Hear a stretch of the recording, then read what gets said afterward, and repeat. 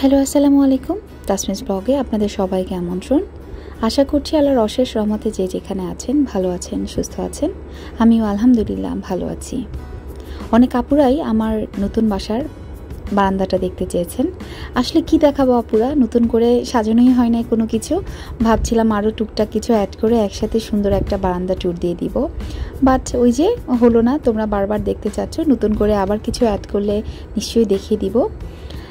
তো আমার বারান্দার এই চেয়ারটা তোমরা সবাই চিনো। আমার এই নিয়ে 3টা বাসা চেঞ্জ করা হলো, 3টা বাসায় এই চেয়ারটা ছিল। এখানে নতুন নতুন কিছু অ্যাড করেছি, যেমন এই যে কাপ রাখার জায়গাটা আমি অ্যাড করেছি, এবং সম্পূর্ণ বারান্দাটাই কিন্তু আমি নতুনভাবে তৈরি করেছি। মানে বারান্দার আসবাবপত্রগুলো নতুনভাবে তৈরি করেছি। এখন তোমরা জানতে চাইতে পারো কেন আমি 3টা বাসা চেঞ্জ করেছি। 3টা বাসায় কিন্তু 3 রকমের বারান্দা ছিল। তো এক একটা বারান্দা যেহেতু এক এক রকম ছিল, আমি চাইলেই সব ধরনের ফার্নিচার তো ওখানে অ্যাড করতে পারবো না। এই বারান্দাটা আমি একটু স্পেস বেশি পেয়েছি, কিন্তু এটার অসুবিধাটা হলো এখানে প্রচুর পরিমাণে রোদ থাকে না। যতটুকু রোদ থাকে ওই সকালের দিকেই থাকে। তো ওই জিনিসগুলো মাথায় রেখেই কিন্তু আমার গাছগুলো রাখা হয়েছে। এবং আরেকটা জিনিসও মানে চিন্তা করতে হয়েছে, সেটা হচ্ছে আমার মেয়ে। আগে অনেক ধরনের ক্যাকটাস রেখেছিলাম, কিন্তু আমার মেয়ে প্রত্যেকটা ক্যাকটাস ধরতো, এবং ইদানিং সে চেয়ার টেনে ক্যাকটাসগুলো ধরতে চায়, এবং এর কারণে কি হয়, ওর হাতে কিন্তু অনেক সময় অ্যালার্জি উঠে যায়। এখানে আমি 2-3টে গাছ রেখেছি, কারণ এখানে রোদ কম আসে। এটার ভিতরে হচ্ছে এই যে ঘাস, দুব্বা যেটাকে বলা হয়, দুব্বা ঘাস, আর হচ্ছে ডুরান্টো প্ল্যান্ট, ডুরান্টো আর নীলচিতা। তো এই গাছগুলোর সাথে হয়তো তোমরা খুব একটা পরিচিত নও। আমি কিন্তু একটু ডিফারেন্ট গাছ পছন্দ করি, সেই লতা, তারপরে সেই গাঁদা ফুল, এই ধরনের গাছগুলো আমার খুব একটা ভালো লাগে না। আমার কিছু আনকমন গাছ আছে যেটা হয়তো আমার মনে হয় একটা চ্যালেঞ্জ, এখানে হয় কিনা ফুল দেখি। এ ধরনের জিনিসগুলো ভাল লাগে, তোমরা আগের ভিডিওতে দেখেছো। তো এই 3টা গাছ এখানে রাখার উদ্দেশ্য হচ্ছে, এখানে পোকামাকড়ের খুব একটা, ডুরান্টোতে আমি দেখি নাই যে খুব একটা পোকামাকড় হচ্ছে। আর দুব্বা রাখার কারণ হচ্ছে দুব্বাটা আমার স্কিন কেয়ার বলো, হেয়ার কেয়ারের জন্য কাজে লাগে। আর যেটা নীলচিতা, ওটা দেখতে খুব ভালো লাগে। তো সব কিছু মিলিয়ে আর আগের কিছু গাছ আছে সেটা এখানে রেখেছি। আর জানতে চাইতে পারো যে আমি প্রথম বা দ্বিতীয় বারান্দার যে গাছগুলো আছে ওগুলা কোথায়। আমার এই বাসায় কিন্তু ছাদে ওরা গাছ রাখতে দেয়, আমি ওখানেই কিছু গাছ রেখেছি, ওখানে বসেই পরিচর্যা করি। মাঝে মাঝে ছাদে যাই, তোমাদেরকে সেগুলো শেয়ার করি। আর আমার এই বাসার মানে এই বারান্দার ফার্নিচারগুলো কিন্তু একটু ডিফারেন্ট। সবাই তোমাদের সাথে একটা ভিডিও শেয়ার করেছিলাম, সবাই অনেক সাড়া দিয়েছো এবং বারবার জানতে চেয়েছিলে যে আমি এই ফার্নিচারগুলো কিভাবে বানিয়েছি। ওটা নিয়ে কিন্তু একটা ভিডিও তোমাদের জন্য তৈরি করেছি। লিঙ্কটা আসলে কিভাবে দেয় আমি এখন শিখে উঠতে পারি নাই, তাই লিঙ্কটা আমি দিতে পারলাম না। তোমরা যদি একটু দেখে আসো আমার ভিডিওসগুলো, তাহলে কিন্তু পেয়ে যাবা। আর এই যে পুরো বারান্দার একটা ছোট্ট ভিউ তোমাদের দেখানোর চেষ্টা করলাম। এই যে ফার্নিচারটা বা যেটা আমি বানিয়েছি বারান্দার জন্য, এখানে যে চেয়ারটা বানিয়েছি, আমার খুব শখ ছিল এরকম একটা চেয়ার থাকবে, এবং এটাকে আমি একটু ইউটিলাইজ করেছি আমার বাচ্চার ছোট খেলনা বা আমার প্রয়োজনীয় জিনিসগুলো রাখার জন্য। আর এই যে এটা, এখানেও খেলনা রেখেছি এবং 2টো ড্রয়ার দিয়েছি। আর ফার্নিচারগুলোর কিন্তু অনেক বেশি দাম, এটা তোমরা ভেবো না যে কাঠের জিনিস দেখে অনেক দাম। আমি কিন্তু সবসময় পছন্দ করি যেটা সস্তা এবং দেখতে সুন্দর সেই ধরনের কিছু তৈরি করতে, কারণ একঘেয়েমি জিনিসপত্র কিন্তু কারোই ভালো লাগে না। দেখা যাচ্ছে যে আমি কম দামে কিনলে এই একঘেয়েমিটা আমি দূর করতে পারবো, কিন্তু অনেক এক্সপেন্সিভ জিনিস কিনলে কথায় কথায় তো সেটা চেঞ্জ করা যাবে না, তাই না? তো আমার ছেলে একটা মাকড়সাও রেখেছে, বললো নতুন কেউ আসলে এটা দেখে ভয় পাবে। আর এখানে দেখো আমি একটা লতা ঝুলিয়ে দিয়েছি, আর বাঁশের কিছু মানে সুন্দর ডেকোরেশন রাখার চেষ্টা করেছি। আর এখানে একটা ছোট আয়না আছে।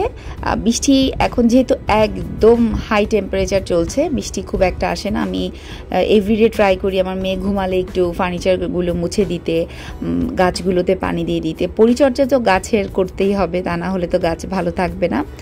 আর আলো বাতাস যতটুকু আসে এই গাছগুলো মোটামুটি হয়, কিন্তু মাঝে মাঝেই আমি গাছগুলোকে কিন্তু ছাদে নিয়ে যাই, কারণ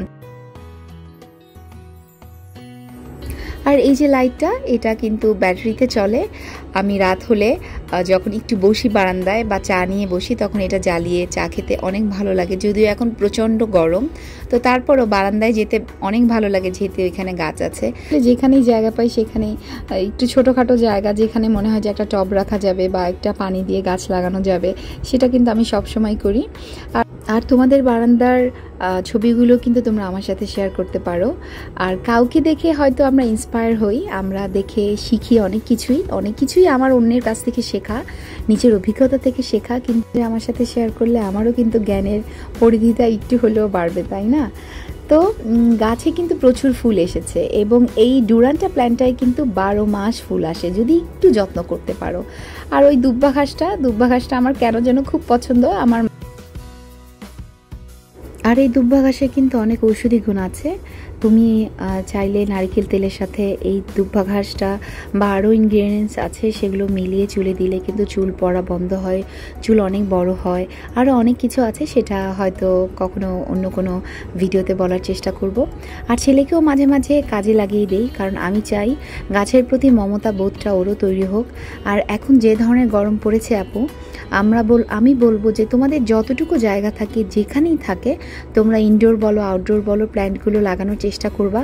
তোমাদের চোখের সামনেই যখন দেখবা একটা গাছ বড় হচ্ছে, ডালপালা ছড়াচ্ছে, ফুল ফল দিচ্ছে, তোমাদের কিন্তু অনেক ভালো লাগবে। এটা মানসিক শান্তিরও একটা জায়গা। তো আমি চেষ্টা করি যে শরীরের শান্তির সাথে সাথে মানসিক শান্তিগুলোও যেন ছোটোখাটো করে তৈরি করতে পারি, কারণ আমি সুস্থ থাকলে আমার পরিবারের প্রত্যেকটা মানুষই সুস্থ থাকবে।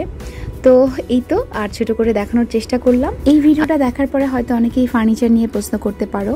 আমি কিন্তু একটা ভিডিও বানিয়ে রেখেছি যেখানে সব প্রশ্নের উত্তর দেওয়া আছে, কত টাকা কোথা থেকে কিনেছি।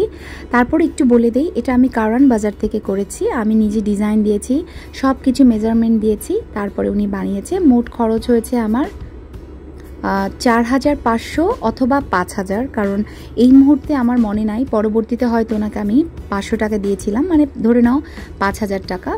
তো তোমার একটু কমই পড়েছে আমার, কারণ আমি খুঁজে কম দামিটাই খুঁজে বের করেছি।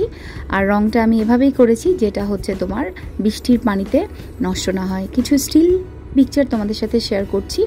আসলে যার যার পছন্দ রুচি অনুযায়ী তো সব কিছু সবাই বানাবে, তারপরও আমি আমার পছন্দ রুচি ভালোবাসাগুলোই তোমাদের সাথে শেয়ার করি। আর তোমরা যখন এগুলো দেখে আমাকে কমেন্টস করো বা ভালো লাগার কথাগুলো জানাও, সত্যি এটা কিন্তু আমার জন্য অনেক উৎসাহের। আমি তোমাদের কাছে অনুরোধ করছি, যদি তোমাদের ভালো লাগে কোনো কারণে আমার ভিডিওটি, তাহলে প্লিজ আমার চ্যানেলটাকে সাবস্ক্রাইব করে রাখতে পারো যদি ভালো লাগে।